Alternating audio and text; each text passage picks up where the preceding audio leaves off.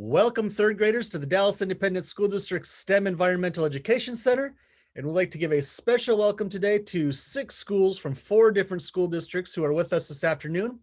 We have College Hills Elementary from College Station ISD, Purefoy Elementary from Frisco ISD, Marcellus STEAM Academy from Dallas ISD, Pleasant Run Elementary from Lancaster ISD, the Solar Preparatory School for Girls from Dallas ISD, and Withers Elementary, also from Dallas ISD. Thank you all so much for joining us this afternoon. You've picked a good one today. We've got a very exciting virtual field trip for you. So let's get started. If you are watching this and have not registered for this field trip yet, you can still do that by going to www.tiny.cc/EEC register. And once you get there, you can get yourself or your class registered for this field trip. We just use that information for our attendance purposes. And today's topic is one of my personal favorites, rapid changes in Earth's surface. During this virtual field trip, students will discover that Earth consists of natural resources and its surface is constantly changing. Students will investigate rapid changes in Earth's surface, such as volcanic eruptions, earthquakes, and landslides. So we're going to start things off today by exploring volcanoes with Ms. Nash. Then we'll move on to earthquakes with Mrs. Fuller. Then we're going to explore landslides with Mr. Ramirez. And last but not least, we're going to see sinkholes with Mr. Monroe. While we're doing all of that, you can ask us questions, and we encourage you to ask questions. The way you ask a question during a virtual field trip is you need to go to www.tiny.cc/EEC-question-answer. And once you get there, you'll fill out a very short form to submit any questions you have for us related to rapid changes in Earth's surface. You can ask as many questions as you like, and we'll do our best to answer all of them in the time that we have with you this afternoon. So let me stop sharing my screen here and turn things over to Miss Nash, who's going to get us started off with Volcano. Hello, welcome to my classroom. Sadly, we can't take a trip to a real volcano, or maybe not such a bad thing, because sometimes they can be really dangerous, but I made a volcano just for us. So let's see if it's working today. So a volcano can be a lovely tourist attraction or death trap, depending on what happens. So since we can't take a trip to a real volcano, we're going to be doing a little virtual trip around the world to see what is a volcano, where are they. I'm going to share my screen here and we'll see what we can see.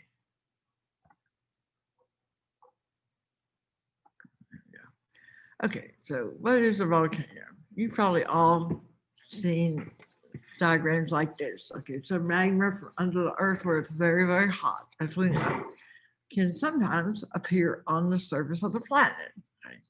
And it can come out as lava, as gas, ash, or what we call a pyroclastic flow. The part where it comes out is called the crater. Right? And most of these volcanoes form along places where the giant plates, the tectonic plates, are either diverging or converging. Okay. There are other kinds of places they form also. We'll talk about that in a minute. So famously, we have what we call the Ring of Fire. So there's the Pacific Ocean in the middle. You see Hawaii in the middle. And around that area is where the plates are crashing into each other.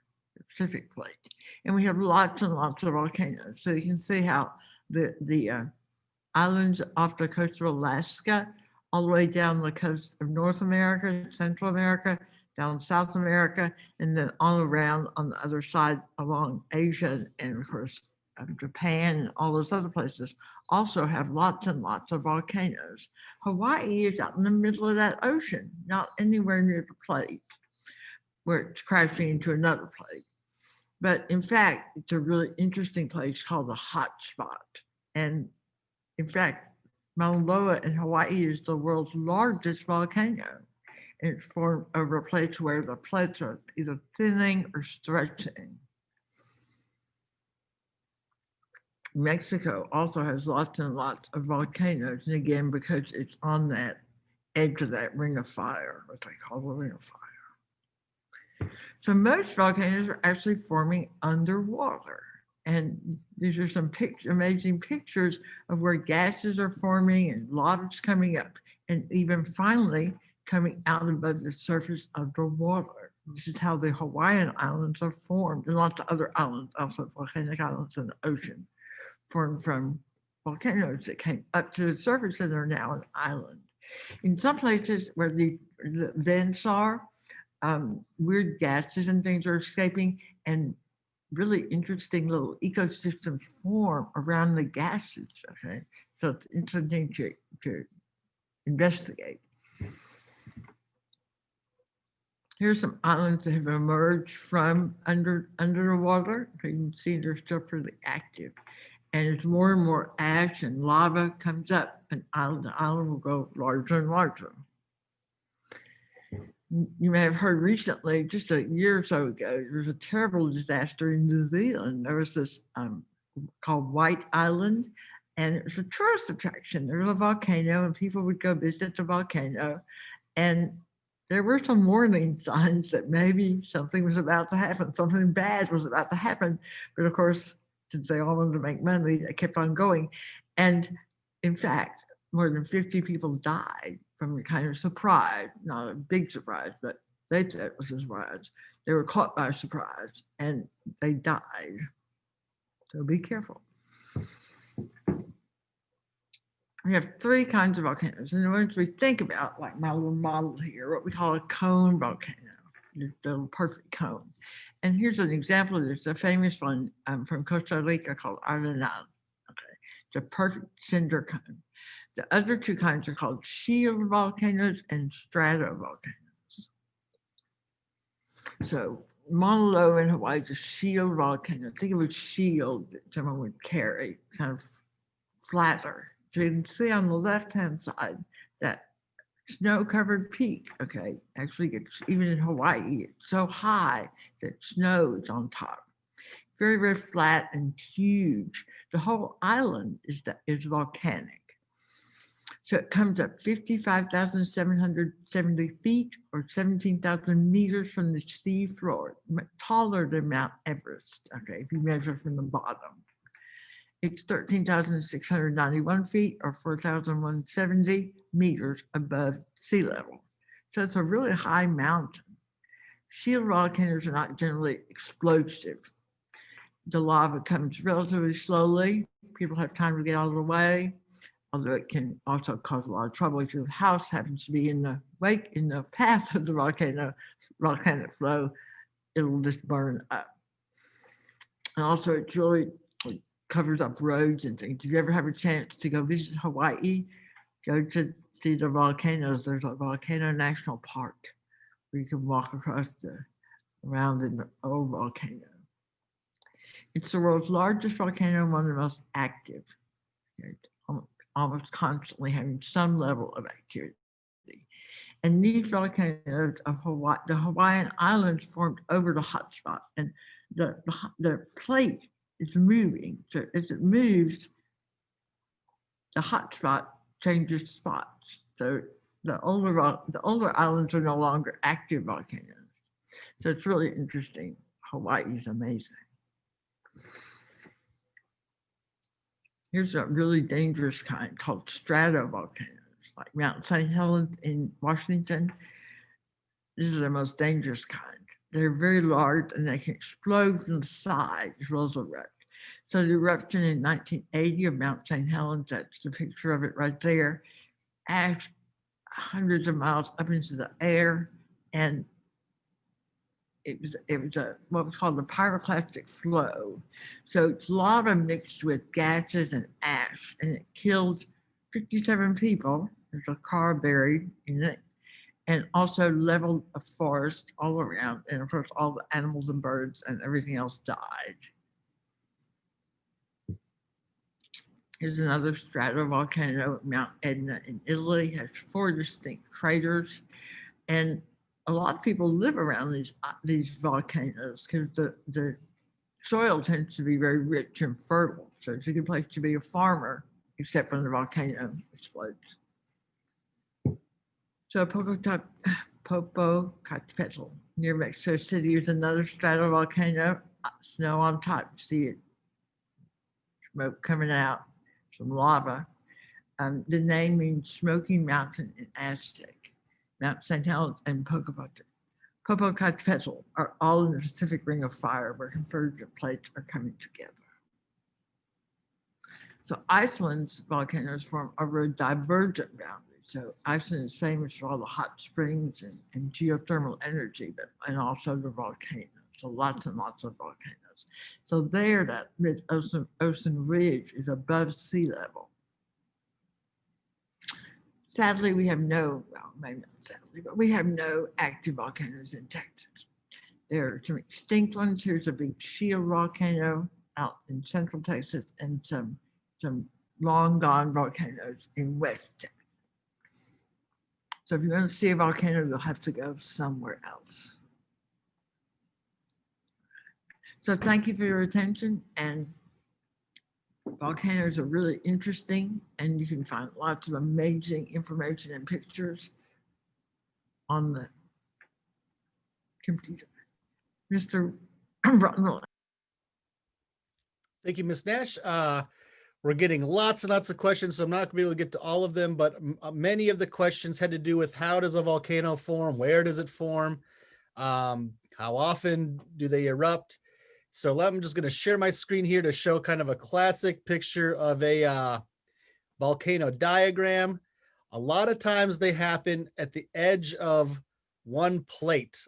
So like think the Western United States, Western South America, along the Western like Canadian border and into Alaska.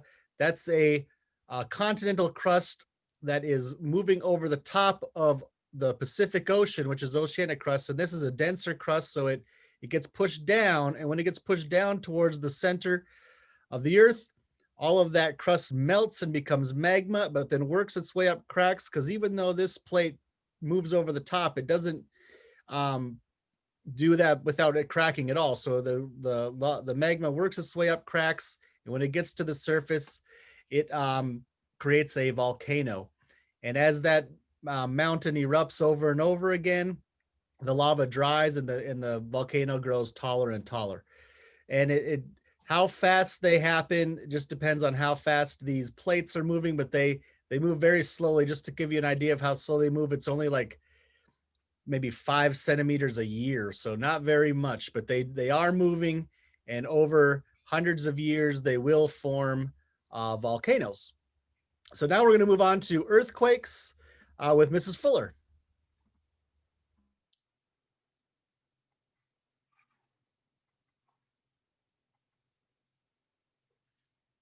Good afternoon, boys and girls. Let me move my camera a little bit.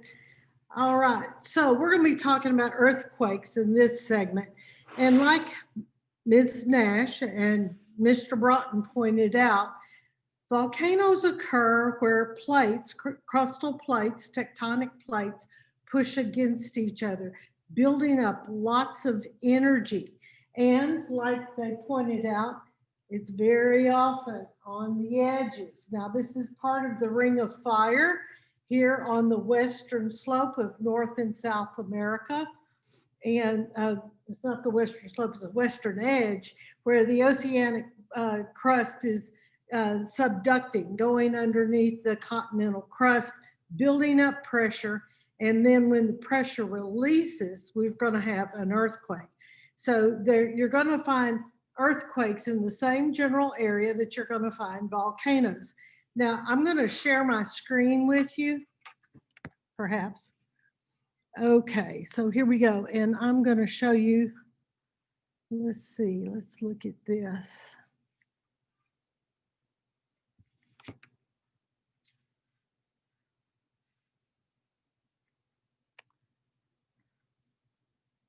Here we go. And I'm going to move this down so that I can present it to you. There we go. So earthquakes, what are earthquakes and how do they happen?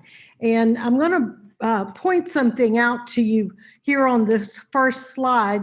You see all these swoopy little arcs?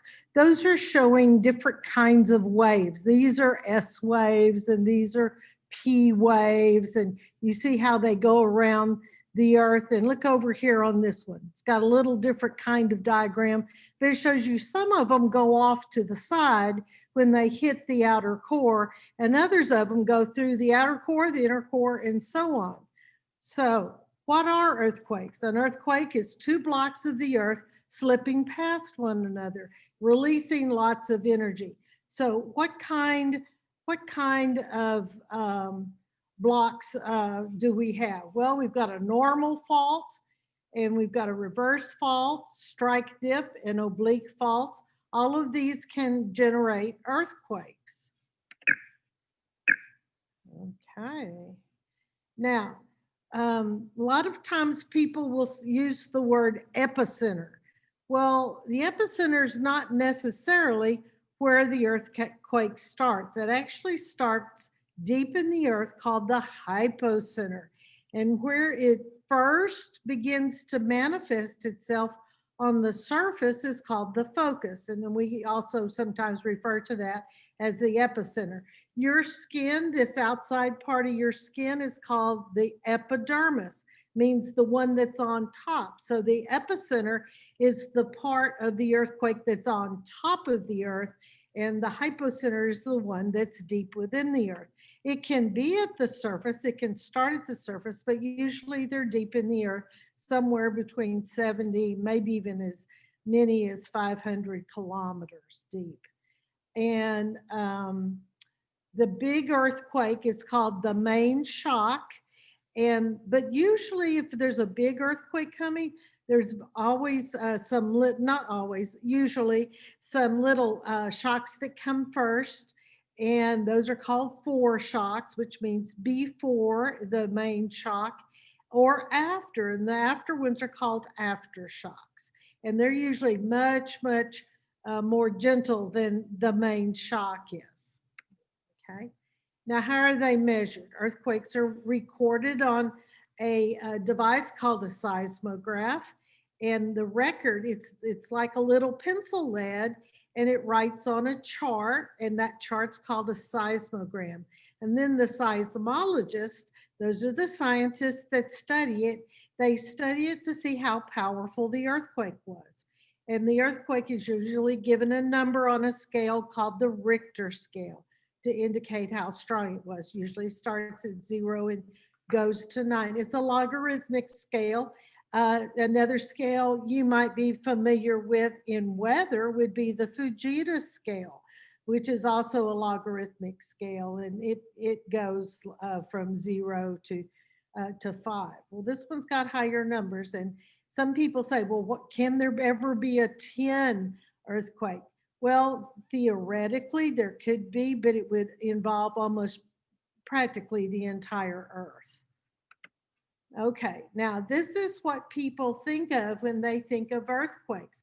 A lot of destruction, but depending on how powerful the earthquake is, it may or may not give you this kind of destruction. Now this is a state highway that's completely torn up by an earthquake. Now, because most earthquakes occur close to where boundaries are, crustal boundaries, and they do a lot of grinding and releasing of energy and things like that, we really don't have a whole lot of earthquakes here in Texas. We have one boundary in far west Texas in the Big Bend area, but it's very old. It's billions of years old. So we have some earthquakes there, but not very many, and they're not very strong. We do have some earthquakes here in Texas that are associated with the oil and gas industry.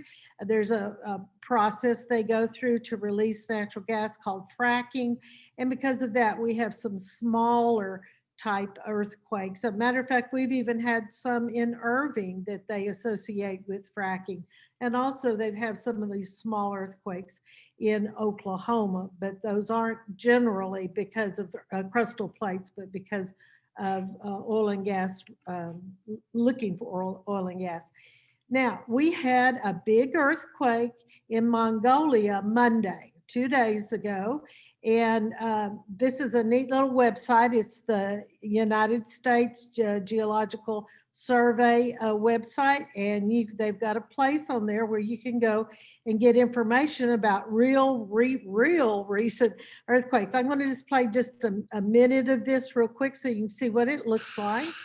What's going on there, folks? Earthmaster here, jumping in with an update video on this Monday evening, January 11th, 2021, 9:13 p.m. West Coast time here, where there's still continued aftershock activity up there around the Mongolia. I was going to say Magnolia.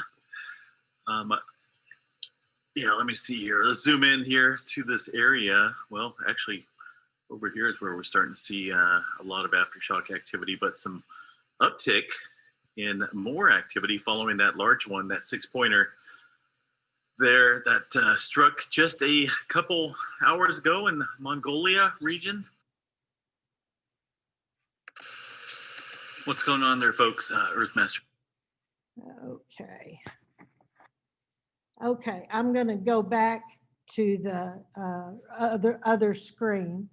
So let's unshare, well, or not. Okay, and I'm going to get rid of this. And come back to where we are. Or not.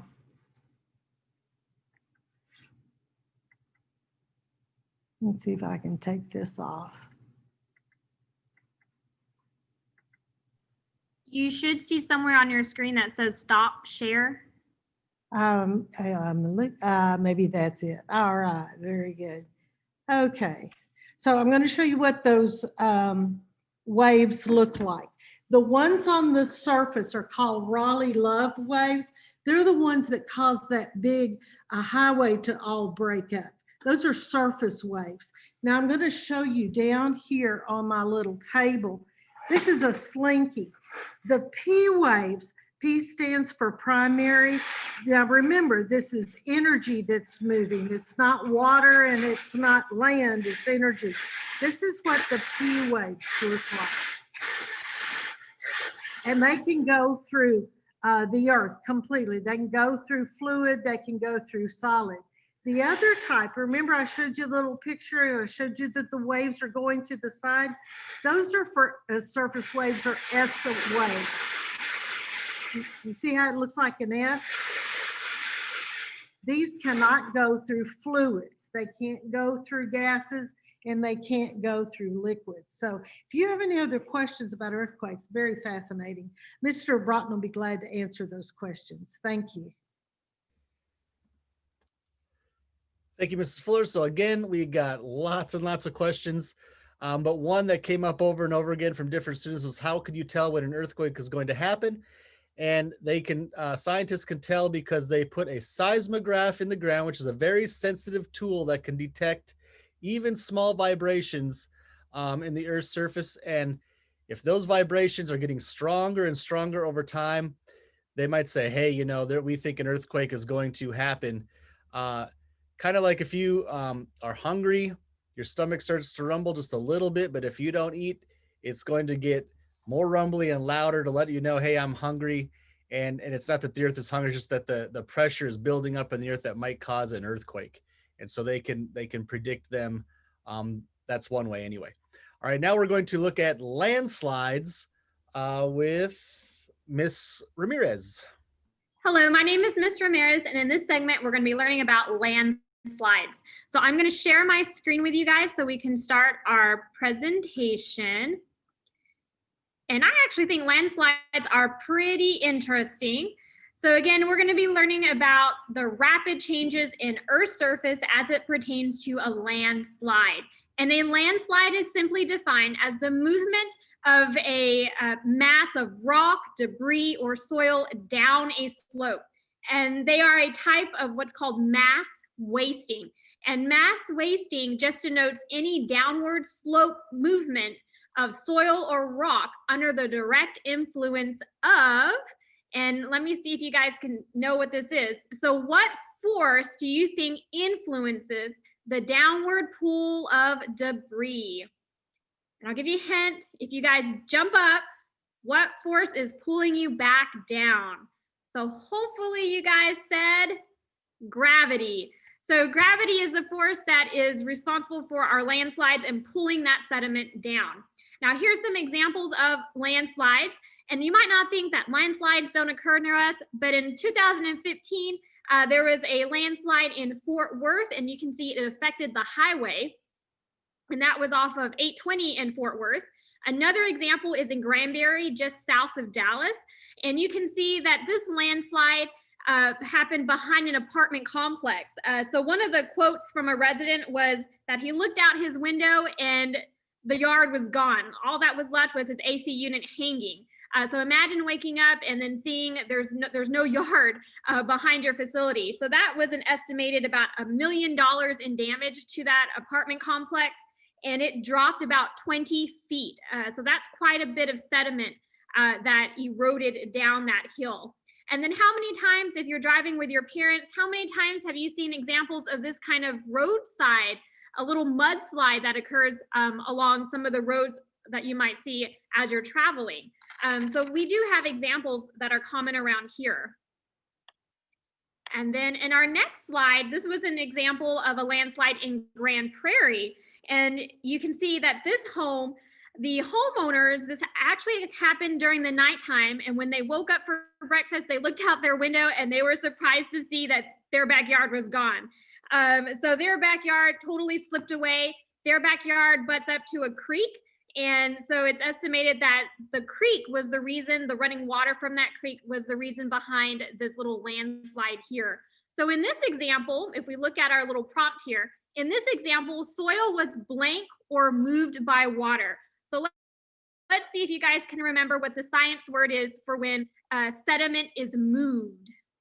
And hopefully you guys said it starts with the letter E. So in this example, soil was eroded. That just means it was moved, and it was moved by water. In this case, there was so much rainfall that was occurring in this area during that time period, and they think that's what contributed to this little landslide in their backyard. And then we said, and then blank or dropped in a new location. So do you guys know the word for when sediment is dropped someplace new? And it, ironically, it also starts with a D. So hopefully you guys said deposited. So deposit is just another word for dropped in a new location. And in this case, you can see that that sediment was dropped at the end of their yard toward that waterway. And unfortunately, the only thing that they could do was just to add some metal support beams underneath their house to try and slow down that further erosion of the sediment around their house. So it can have some devastating effects for homeowners. I'm sure that costs a lot of money. And then, so you can see, we have examples of erosion and deposition with our landslide. Here's a current example, but this one happened in Norway in June of last year. And I'm going to show you guys the video. It's rather interesting. So let me put it in full screen so you can see. So make some observations. What are you noticing? What is even happening? And make note of the locations of the houses and the motion that it's undergoing. So again, this is in Norway, and 8 homes were swept away in this massive landslide. And it happened unexpectedly after heavy rainfall. And you can see how that area was just dumped into the sea or the waterway there. And it was estimated that it was about 2,100 feet wide, and it was about almost 500 feet deep. So this was a massive area that was affected. And then I'm also going to show you another little video of an aerial view of the aftermath of this landslide. So let me exit the full screen on that one, and we'll show you this one. So this is an aerial of what it looked like after that landslide. And again, scientists think that it happened because the area where this happened at is mostly made out of quick clay. So they termed it a quick clay landslide. And essentially this type of clay is so unstable under sufficient stress. In this case, the stress was all of that water And you can see, look at all of that sediment that's just flowing down the hill. So in this case, that quick clay, it loses its structure and it behaves almost like a liquid under sufficient stress. And that is what caused that landslide in Norway. So I thought that was pretty amazing. Luckily, no one was harmed during that event. Luckily, all of those houses were mostly vacation homes, so no one was there at the time. So that was a good thing. And then in our next slide, we have some examples of different kinds and types of landslides. So as you look at these slides, what do you notice about the different types of landslides? So just really quickly compare and contrast some of the different types. We're not going to go too much into it, but it is interesting to look at the different types and how that sediment can flow. So it can come off in these little staggered stair-like sheets. It can kind of flow freely like we saw in that video. We can have toppled where we just have chunks of that sediment flopping over. The wave action is something I didn't think about, where we have waves kind of weathering the sediment and rock underneath, leaving that top part exposed, and then eventually it's going to fall because there's nothing holding it up. So there are different types of landslides. And then in our next one, we're going to talk about some of the causes of landslides. Now here in the DFW area, the most common cause of landslides is obviously rainfall and floods. However, in other areas, examples of what causes landslides might be like snow melt. We don't have an issue with that here, but also earthquakes, volcanic activity. You learned about those two things with the other teachers. And then also human activities. So when we talk about deforestation, when we start clear cutting land, that's actually really bad for the environment. So when we start taking out the trees and the vegetation, it increases the likelihood of landslides. And that's because trees and grasses, those roots actually help to keep the soil in and prevent it from eroding so bad. And they also help to suck in some of that water, so all that rainfall is not being soaked into the ground. So when we cut down trees and remove all that vegetation, it can increase the likelihood of small landslides or mudslides, simply because there's nothing there to hold the dirt in. So that's how human activities could also affect landslides as well. And then oftentimes, I know I've seen this sign, fallen rocks. I travel a lot. So think about the next time when you're driving around with your parents and you see a sign that says, you know, careful fallen rocks or things like that. Think about rock slides that might also occur as well. And then some ways that we can prevent or control.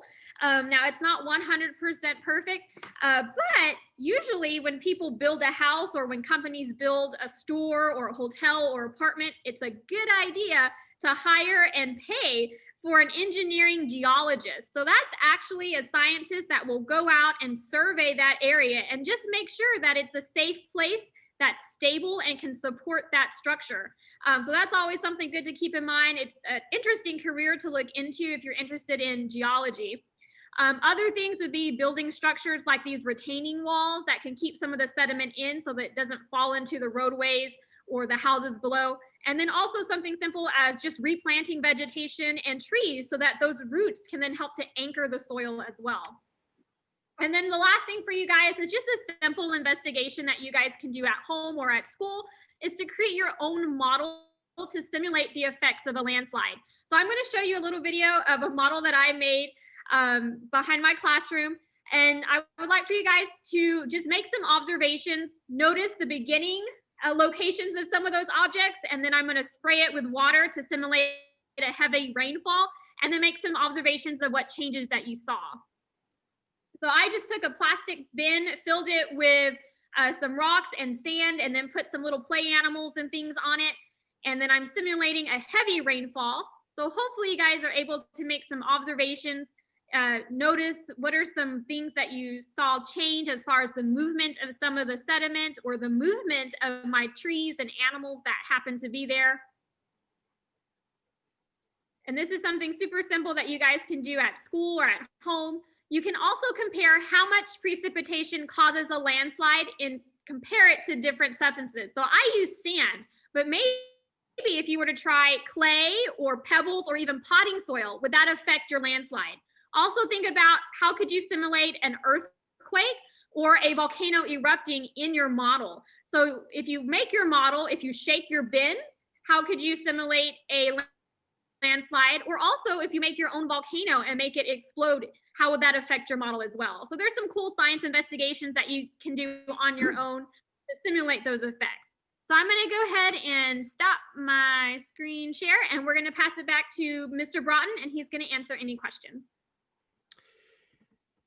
Thank you, Mr. Ramirez. I'm going to try to answer 3 questions here. One was, how do you know when a landslide is going to happen? And we don't always know when a landslide is going to happen. And that brings me to my next question is, are they dangerous? And because we don't always know when a landslide is going to happen, yes, they can be very dangerous. And then the third question is, have people died in a landslide? And yes, people have died in landslides, because what makes them so dangerous is the weight of the dirt. If you've ever dug a hole to plant a tree, that's not so easy to do. And that's a tiny amount of dirt compared to what it moves in a landslide. So if that happens and you're in the way, there's a chance that you could die in that landslide. So you have to be careful around hills and things where that could happen. All right, now we're going to move on to our last rapid change in Earth's surface, which are sinkholes with Mr. Monroe.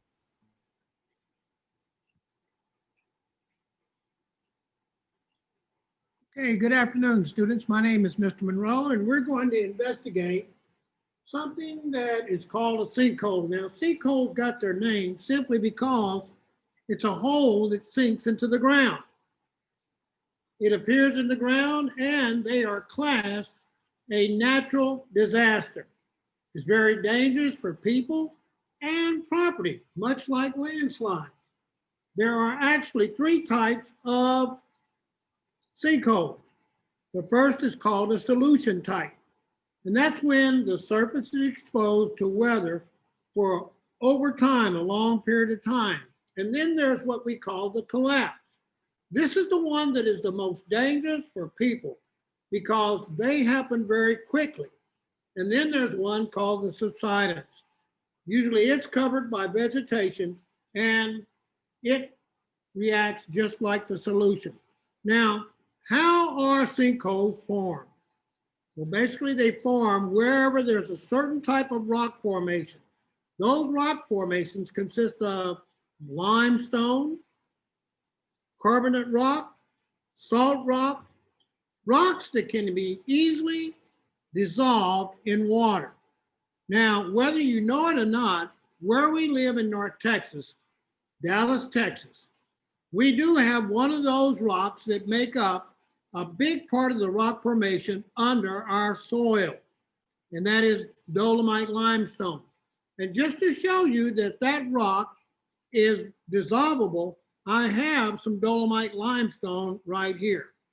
Now take into consideration, we get a little bit of rainfall, and we know that rain has a tendency to be a little bit acidic, because if you really think about it, our precipitation falls through the atmosphere, it picks up a little carbon dioxide, and when carbon dioxide mixes with water, it changes that water into a weak carbonic acid.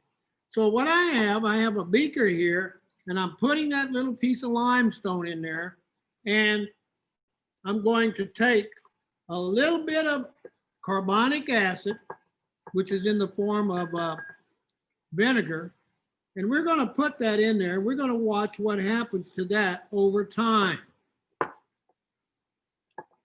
You know, sinkholes swallow up just about everything. Yes, they can even swallow up a home. I'm looking at some pictures, and I didn't get a chance to download this so I could put it on my screen. But in this picture here, we see that this sinkhole happened very quickly. And look at the fire truck. In this picture here, we see that the wrecker has pulled a car up out of this sinkhole.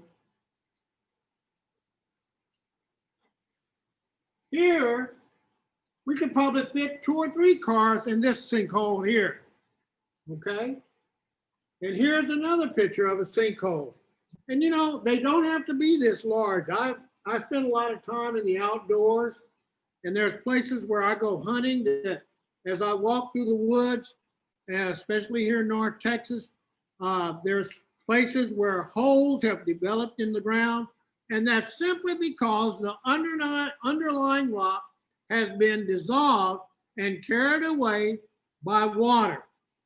So weathering and erosion play a big factor in sinkholes. Now, Texas, Alabama, Missouri, Kentucky, Tennessee, and Pennsylvania are states that more often have sinkholes. In Texas, there is one well-known sinkhole. It is called the Devil's Sinkhole and is located just north of Rock Springs, Texas in Edwards County. Now that sinkhole cuts into the Edwards Plateau, which is, oh man, it is consistently full of limestone and an opening that measures about 40 to 60 feet across, a total depth of 350 feet to 400 feet.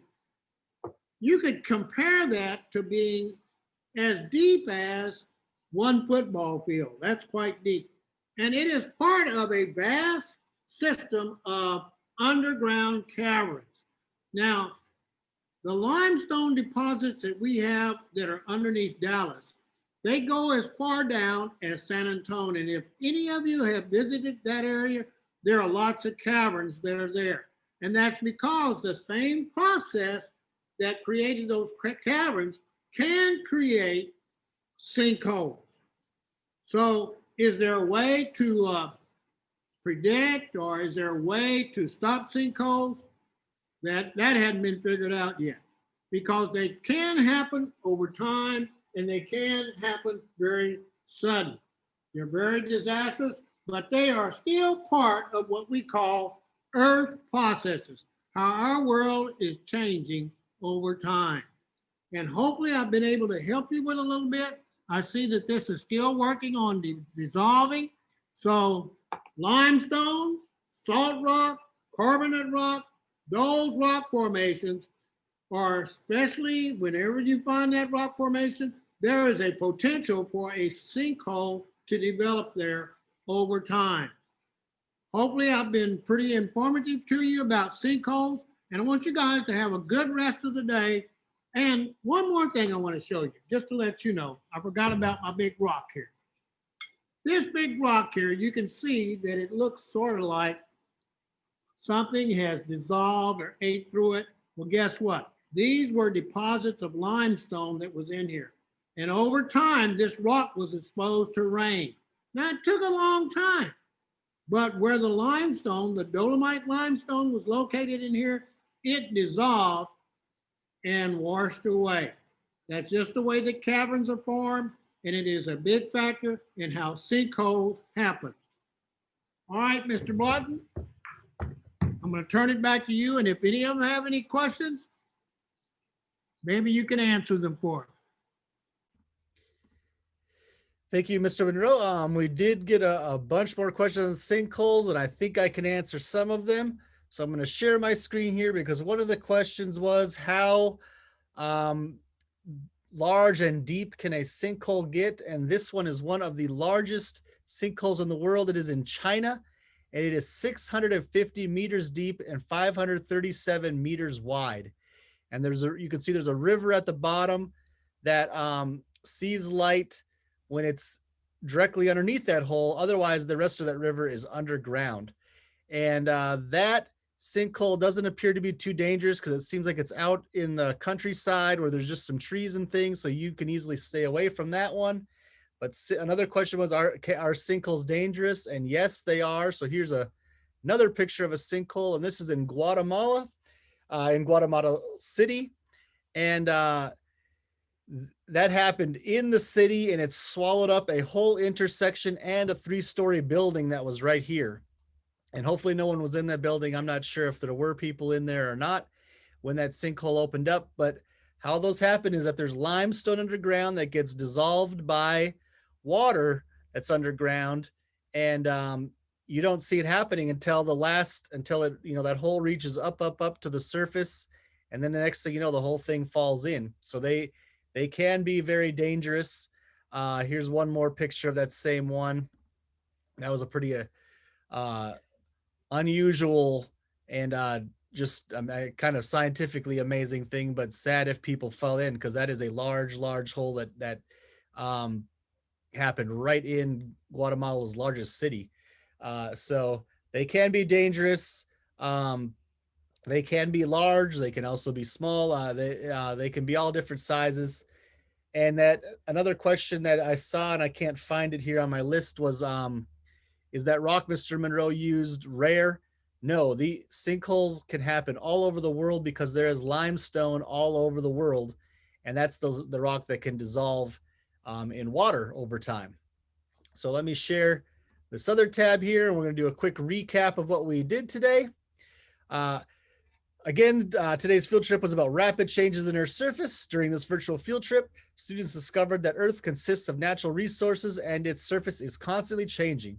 Students investigated rapid changes in Earth's surface, such as volcanic eruptions, earthquakes, and landslides. So we started off with volcanoes with Miss Nash. Then we explored earthquakes with Mrs. Fuller. Next, we explored landslides with Mr. Ramirez.